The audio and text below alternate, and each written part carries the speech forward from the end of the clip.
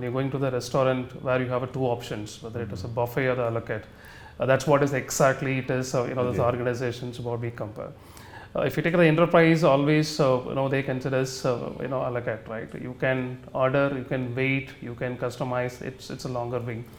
But startup is just we want to eat immediately, right? Whatever it is, that's what it's the speed and the velocity what they are driving most of the startups. Startups play a very significant role when compared to the cybersecurity because enterprise have a lot of time and the effort, right? But the startup might not. All the deliverable it comes as maybe the yesterday. So that aspects really we need a huge effort to ensure that the short period of time how we can get things done. Hello everyone, welcome to the Gaurav Batra show. Today I have an interesting topic for you where we are going to discuss about how we can build cybersecurity culture in a startup. To have a discussion on this, I have with me Navaneethan M, who is having 22 years of experience in the industry and have worked with the startups like PayU, Grow, and he is currently handling cybersecurity and privacy practices with TATA Play. Let's see what we have in play today.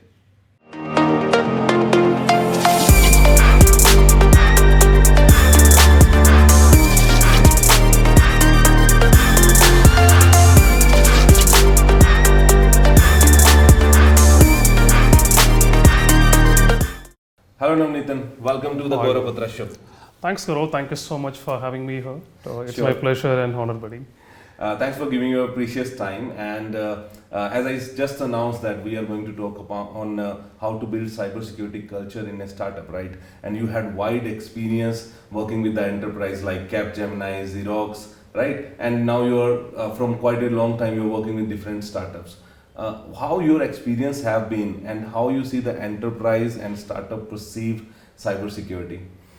It is amazing and great experience, right? When coming to the startups as well as enterprise, both have their own pros and cons. I can see. This is more of the ideologies, right? How we compare enterprise as well as a startup. When you're going to the restaurant where you have two options, whether it is a buffet or the a la carte. That's what is exactly it is. Those organizations what we compare. If you take the enterprise, always they consider as a la carte, right? You can order, you can wait, you can customize. It's a longer wing.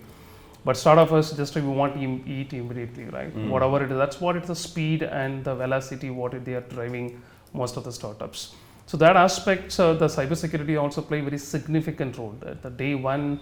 They wanted to have, in terms of the product launch, and then they wanted to ensure that things are taken care from end to end actually.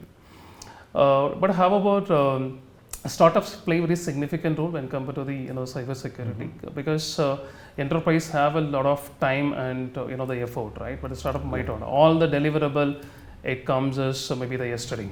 So that aspects really we need a huge effort to ensure that the short period of time how we can get things done. And coming back to the the requirement, most of the CISOs and CIOs just where we have directly connected to the CEO, not like earlier directly reporting to the CROs and then other functions, right? Because the CEO really they don't want their name in the next day newspaper or the media, because it's connected to the reputation, right? If anything goes wrong, their business have a 3x plan. If any one cybersecurity incident happen, then it lead to the minus 3x. So that way, it's really the huge impact to play from the cybersecurity. Simple comparisons we used to talk, right? When we had the 20 years back, and where we may have the ambassador. This road infrastructures, everything it's meant for this ambassador. But now it is in terms of the core and everything, it's absolutely flown into the different the dimensions and then requirement engine powers.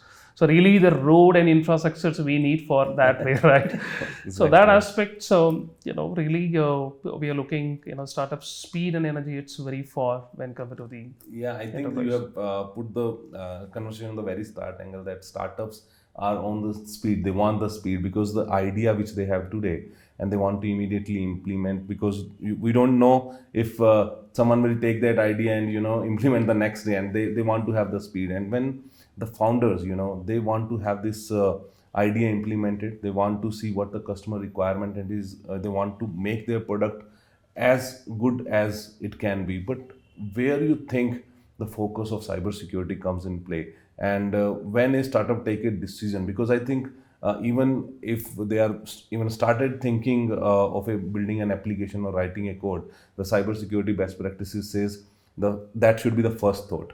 But we have privacy, we have compliance. Do you think the founders today are looking into that and catering into those kind of things? It is absolutely, just you touch the nerve of, the requirement in the, the startup. The main foremost what they are looking is its integration. If you take any startups, we have unicorn alone 108 in India.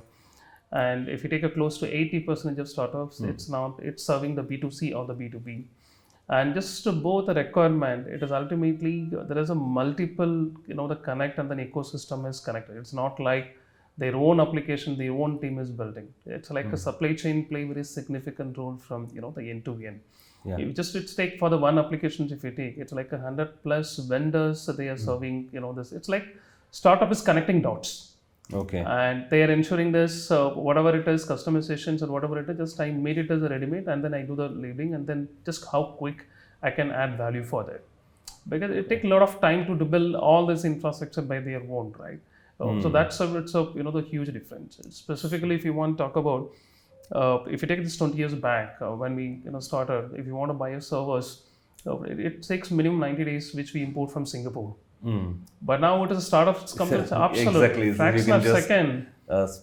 Spin the Stuff what you want, what is the speed you wanted, what's the storage you wanted, what's the compute engines you wanted, right? So that's why the speed and agility, it's absolutely the changing, as well as the priority and just connecting all the dots with this vendors, because ultimately the data leakage and data privacy also plays significant role. That's what if you see RBI, SEBI, every week you can see some circulars. Yeah. From maybe just I'm talking about the fintech alone, in terms of the requirement, in terms of what needs to be the data part office, because on the speed they may miss out something. So that's what this RBI insists, like this is a mandatory to ensure that things are taken care at the right time and right phase, so that we do not miss out the public data is out. Okay, and I think you mentioned in fintech because it's a regulatory industry, regulation driven industry. You need to have the cybersecurity practices. But for the startups which are new age, doing something in manufacturing, retail, or any other industry which is not regulated. So, and you have worked with or have experience in different startups. So, is it difficult to convince a founder that cybersecurity come as the first thought? Or how you have seen the industry is perceiving about it, how the today's startups are looking into this? It has both pros and cons, because their founders are quickly accessible, right? Any bottom level engineer, if any issues are concerned, straight away can talk to the founders. And the same time, the founder also will, they connect to all the bottom level fixes, because that's what they build the entire, the ecosystems.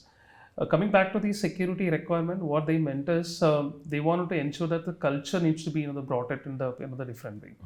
Very simple as we don't want to be as a showstopper anywhere. Of course, cybersecurity is always enabler, but however, none of the team should feel like this is a toll gate where they want to ensure that things are taken care. Then you are moving towards the deliverable. Okay. So we wanted to embed it as part of the culture. And second one is really just we want to engage the people in a positive way. Okay, and in that case, how you think the startups can do this thing particularly? Because when culture is something, I'll say in a way, when you are following the best security practices, even when the CISO is not watching you or the security team is not watching you, right? But in a startup, so how this can be envisioned or how this can be built? So this is a two-way. Moreover, just we are like how we make a board or maybe the senior leadership, the commitment. The same way, moreover, the same level of effort we have to put it for the startup at bottom level, because they are also equivalent to that, kind of stuff. We want to ensure the commitment from them. Like always, we ensure that they are part of our team and we are part of their team. That's the first trust where we have to establish with all the startups engineers or who are the people.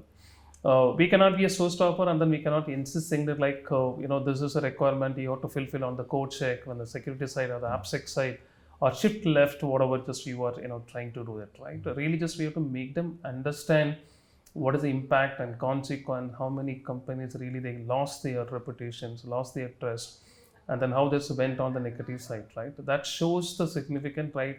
If you don't do this X, Y, Z, we'll be land up on these things. By landing up this, we may lose, our revenues, all the things. Just we have to envision connecting all the dots from top to bottom. Okay.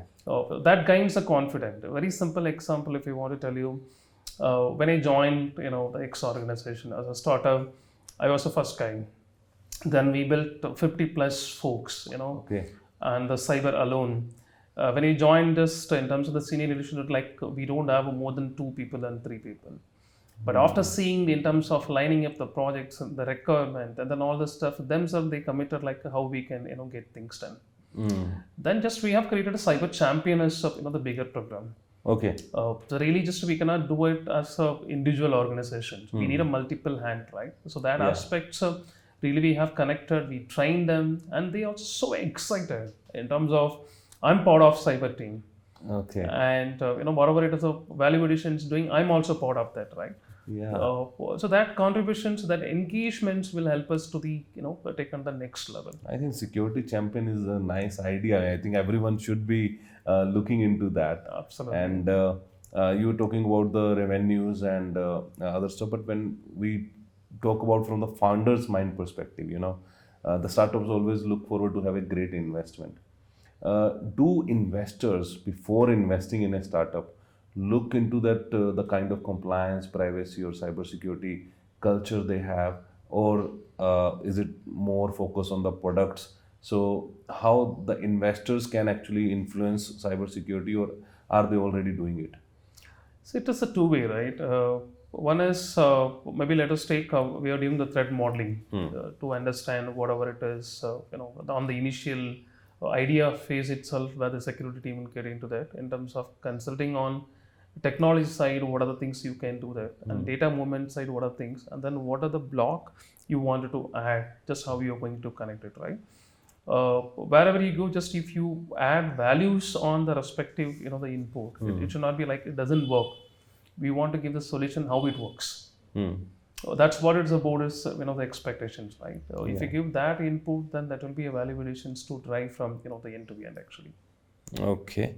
And another thing, because when you started this conversation, you mentioned that startups are more vendor driven and they have many partner things. So how these third party vendors or the organization play a role to build culture, as a part of the DNA of the startups?